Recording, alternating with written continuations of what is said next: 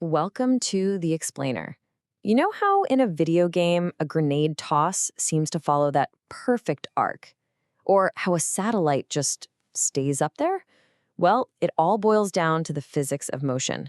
Today, we're going to break down kinematics, basically the language the universe uses to describe how things move. So let's start with the big question. How do we go from just, watching a ball fly through the air to actually predicting with pinpoint accuracy where it's going to land and when? That's the whole point of what we're doing today, and the answer is all about kinematics. Here's our game plan. We're going to start with the absolute fundamentals, clear up some really common mix-ups, and then we'll wrap it all up with a super fast revision that's perfect for locking the stuff in for your exams. Okay, let's dive right in. Section 1. Before we can talk about anything complicated, we gotta agree on the basic language we're using. So first up is this word kinematics. All it means is that we're studying how things move. We're just describing it. Think of it like being a sports commentator. You're calling the play-by-play, saying how fast something is going and what direction it's headed in. But you're completely ignoring why it's moving in the first place. The why? That's all about forces, and we'll save that for another day. Now here's a kind of mind-bending idea, but it's absolutely crucial. All motion is relative. Think about it. If you're sitting on a train that's going 100 kilometers an hour, to you, you feel perfectly still, right? But to someone standing on the platform, you're whizzing by. So who's correct? Well, you both are.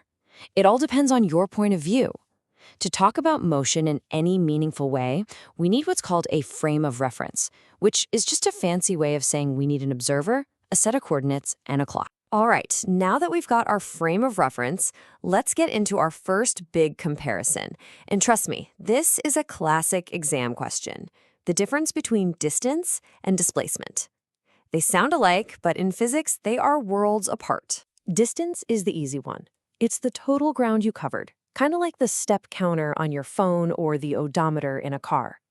If you walk all the way around a city block, your distance is the length of all four sides added together. We call this a scalar quantity, which just means it's a number. That's it, 400 meters. Direction doesn't matter one bit. Displacement, on the other hand, is the ultimate shortcut. It's just the straight line from where you started to where you ended up. So, after walking that entire 400-meter city block, you're right back where you began. Your distance is 400 meters, but your displacement, a big fat 0. That's because displacement is a vector, meaning it has both a size and a direction. So let's really lock this in. Distance is your Fitbit. It tracks every single step on your winding path, and it's always adding up. Displacement is like a drone's eye view. It only cares about the straight line from start to finish. That's why it can be positive, negative, or even 0. And here's the key takeaway for any test.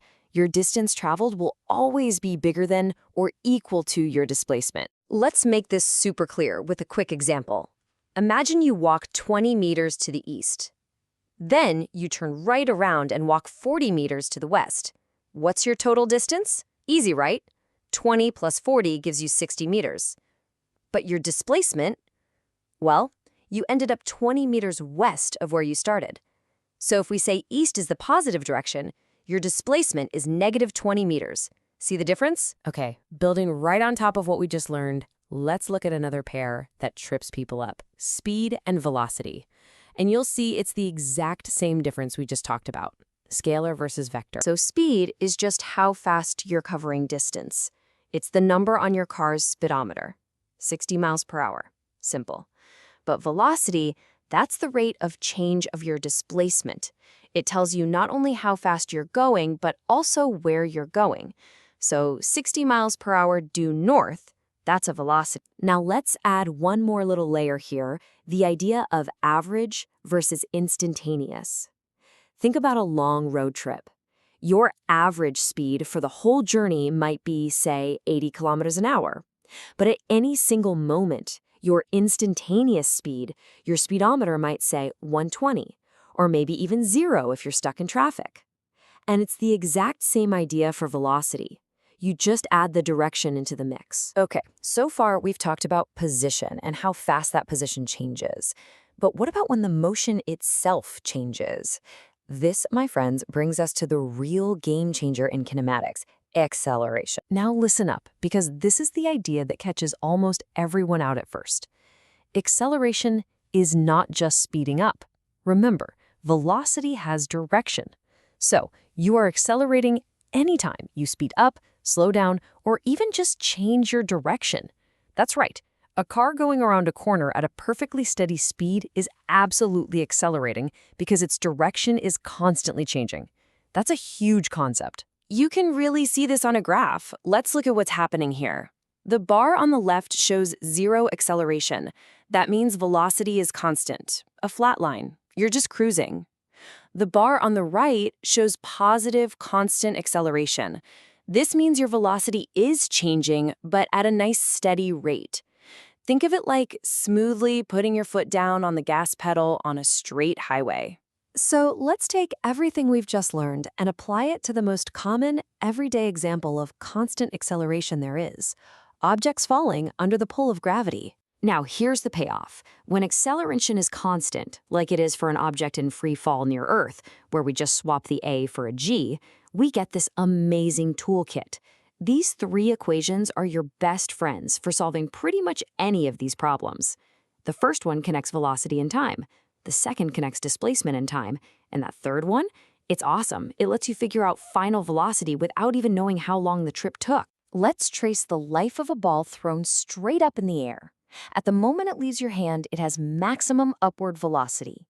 But gravity is constantly pulling down, slowing it, until at the very peak of its flight, the apex, its velocity is zero for just an instant. Then gravity keeps pulling, and it accelerates all the way back down, hitting your hand with the exact same speed it left with, just in the opposite direction.